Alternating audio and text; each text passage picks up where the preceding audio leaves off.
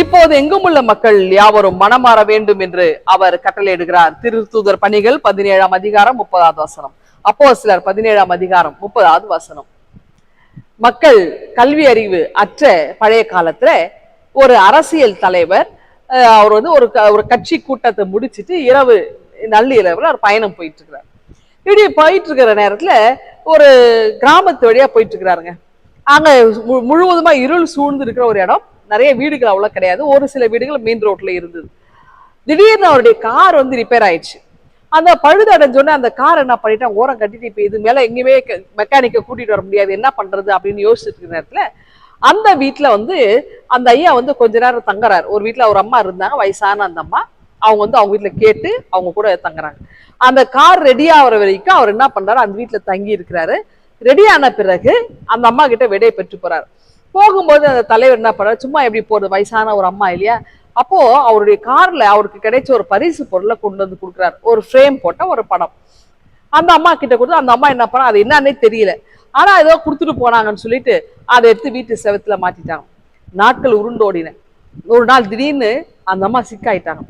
சிக்கான உடனே அவங்களுக்கு போய் உதவி செய்ய, மருத்துவ உதவி செய்யறதுக்கு யாருமே இல்லை, ஒரு பைசா இல்லை. அப்போ அந்த நேரத்துல ஒரு மிஷினரி வந்து அந்த இடத்துல வந்து பணி செஞ்சுட்டு இருக்கிறாரு. அப்போ அந்த அம்மா வீட்டுக்கு வராரு. வந்த உடனே அந்த அம்மாவை பார்த்துட்டு, என்ன நீங்க இப்படி சிக்காப்படுத்திட்டீங்க, சரி வாங்க ஹாஸ்பிட்டல் போய், இல்லை எனக்கு உதவி செய்ய யாருமே இல்லை, எனக்கு கையில பணம் இல்லை அப்படி பேசிட்டு இருக்கும் போதே திடீர்னு அந்த மிஷினரியுடைய பார்வை அந்த செவற்றின் மீது மாற்றப்பட்ட அந்த புகைப்படத்துல போய் விழுது. அப்போ உடனே அந்த புகைப்படம் என்னது இதுன்னு கேட்குறேன், யார் கொடுத்தது, இவர் யாரோ ஒருத்தர் வந்தா அங்க கொஞ்ச நாளைக்கு முன்னாடி எனக்கு இதை கொடுத்துட்டு போனாங்கப்பா அப்படின்றாங்க. அப்போ அவர் சொல்ல, இது வெறும் படம் அல்ல, இது ரூபாய் நோட்டுகள் நிரம்பி இருக்கிற ஒரு ஃப்ரேம் போட்ட ஒரு படம், இது பணம், இது முழுவதும் பணமாச்சு, இது தெரியாமலே நீங்க இருக்கிறீங்களே அப்படின்னு சொல்லிட்டு அந்த அந்த பணத்தை எடுத்துட்டு அந்த அம்மாவோட மருத்துவ செலவுக்கு அதை பயன்படுத்திட்டாங்க.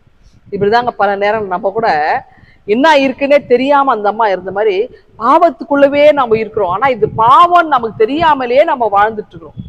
அப்போ இந்த பாவத்திலிருந்து, தீமையிலிருந்து நம்ம வெளிவருவதற்காக தான் ஆண்டவர் நம்மிடத்திலே அவர் வந்து ஒவ்வொரு நாளும் பேசிக்கொண்டே இருக்கிறார். அப்ப இந்த தீமை பாவனா, அதாவது இன்னைக்கு நிறைய நம்ம வந்து இந்த பாவத்தை குறித்து நம்ம லிஸ்ட் போட்டுட்டே இருப்போம். நிறைய கடவுளுக்கு எதெல்லாம் எதிரோ, அவருடைய கட்டளைகளை எல்லாம் எப்பெல்லாம் நம்ம மீறும், அதெல்லாம் பாவமாக, குற்றமாக மாற்றப்பெறுகிறது. அப்ப அதுல இருந்து வெளியே வருவதற்கு தான் இந்த லெந்து காலங்களிலே நாம் நல்ல ஒரு ஆன்மீக பயிற்சியை நம்ம மேற்கொண்டு வந்துட்டு இருக்கோம்.